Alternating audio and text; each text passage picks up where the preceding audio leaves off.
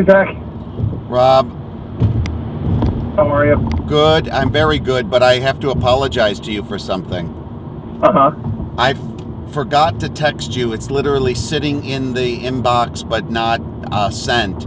Today, I have to be upstate for the Jerrel's graduating from college, and I forgot to text you guys that I wasn't going to Rikers, and I feel terrible. I'm so sorry. I'm in the car right now, and I completely forgot. I'm so sorry.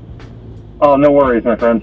No problem, Zach. God bless you, and you're a good man. Don't worry about it. Well, we're gonna have. This is a great day. It's our first graduate from Ignacio House, so we're excited. Born on June 30th at 2:07 p.m. I was a proud mother to see my second son born, and he was healthy, 7 pounds 1 ounces, and he has just been a bundle of joy to us over the years. Jerrel always had God, and I used to look at that. When he was younger, we used to go to church, and they used to play in the band, and the music is playing. I used to look at him. He was like he's had the light. He'd be sitting there clapping his hands. I'm like, why is he so happy? But that's where he was. He was always happy like that. And growing up, that never stopped. He was always smiling, no matter what, even if he got in trouble. My name is Esau Youngblood. I am Jerrel's uncle. Jerrel been through a whole lot. And I'm gonna tell you, from beginning to end, the things he did, I knew it wasn't Jerrel. He was in a fast life, and fast life mess you up. I see him went from rags to riches back to rags. I knew Jerrel was going wrong a long time, but I never confronted him or spoke to him about it because that was his business. At a young age, I would say that I always wanted to be this person that wanted to be something more than I am, but wanted more any way I can get it, I would say. If I had to do something illegal to get it, I know I'm smart, so it's just like, I know I can think of different ways to do things, like kind of like bank fraud and different stuff like that, right? So, and it was something that was going on my block, like in my block in the Bronx, like everybody was doing it. So everybody that used to sell drugs, now it's just like the whole game switched to, instead of selling drugs, now you're scamming, now you're doing bank fraud and check fraud, stuff like that. So it was like a whole wave of this. And of course, like, if you feel like you're smart enough to do it and you can think of your own different ways, like, you can find your own lane into it. Of course, what I was doing was wrong because it was just like, it was taking other people's money and using it to fund my lifestyle, to make me feel better, to buy clothes, cars, jewelry, all this stuff, right?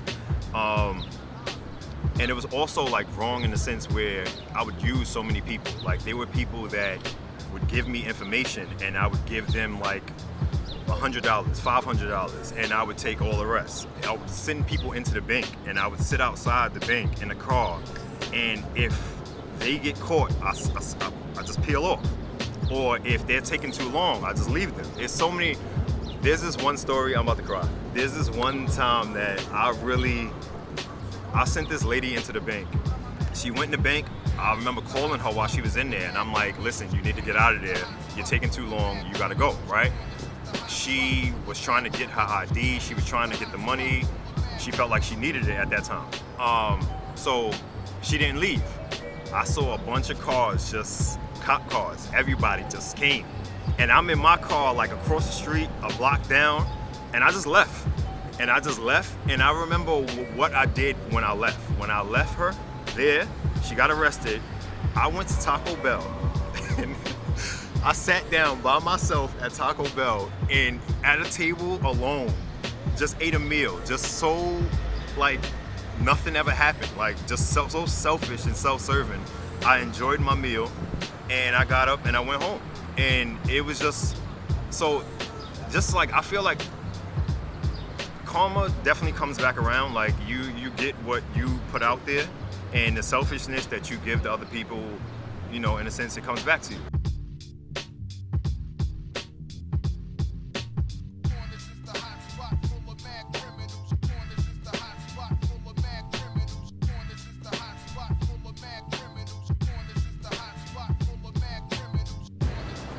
right, so this is MDC. This is the Tombs. This is where I was first incarcerated from December of 2016 to May of, a little earlier than May, probably like April of 2017. Every month, me and my mother had to come down here to MDC, to Manhattan Detention Center, and go to court. So every month they just adjourned it. Every month they adjourned it. And during that whole time of adjournments every month, I'm going crazy. Like, I'm out here doing drugs. First, I started with like cocaine. You know, I mean, he was selling, he was taking, he was... Of course, it was weed and alcohol first, and then cocaine, and then you kind of get into more harder drugs, party drugs, Molly, ecstasy, all of these different kind of drugs. And I'm out here just like literally going crazy. Like literally what those drugs do to you are they just kind of take your mind to a whole nother level. It's just like hallucinogens, it's stimulants. But I remember I was at the train station. I was on 110th Street, and I was at a train station on 110th. I was waiting for the 2 train, and at that point, I just thought about jumping. I just thought about jumping in front of the train.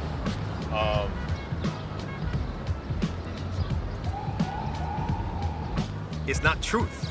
It's like the things that you're seeing, the things that you're thinking are not right. Like, so just, I remember even when I was incarcerated, I remember praying and just like wishing that my mind would stop thinking the way it was thinking. Like, I was just praying and hoping that it would just be peace in my mind, because like I couldn't understand why I kept thinking the way I was thinking, why I was like reacting. Like, I remember praying and hoping and just waiting on God to change my mind, and he did do it.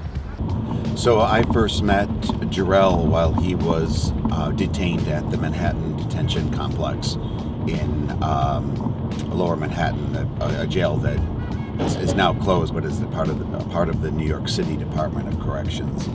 I met him there while we were going. The Thrive for Life community was going to MDC for Friday night evenings of reflection. And I remember just Father Zach was somebody that was so cool. Like, he just had like an energy about him that was so like, it was like infectious. It was just like, he has so much passion when he speaks, and it's just like, I felt comfortable talking to him. He felt that Father Zach, the way he was expressing himself, talking to him, that it was a right move to stick with this man, that this man had a direction to take it. Father Zach is saying some things I like, Daddy, and I'm just telling you. And Father Zach either gave him that lift when he was coming out, or when he needed that at that time, because I didn't know it. Like, I've never been in a predicament my son. We would offer these quality, reflective, and meditative resources for an examined life that are rooted in the tradition of St. Ignatius of Loyola. And a lot of what we did week in, week out with our brothers at MDC is offer the examine. It's an examine is at the very core of the spiritual exercises of St. Ignatius Loyola, and this examine really invites the prayer into finding God in everyday life, finding God in all things of all everyday life, looking at areas that we are participating in the Spirit of God, and those areas of our life that we are resisting God's presence, or we're living out of God's presence. And week in, week out, we would go gather a group of brothers who were detained in MDC. We would sit in a circle. We would do a guided meditation on the examine, and we would listen to one another, listen attentively to one another about what God's been up to in each other's lives over this past week. And Jerrel was one of the early participants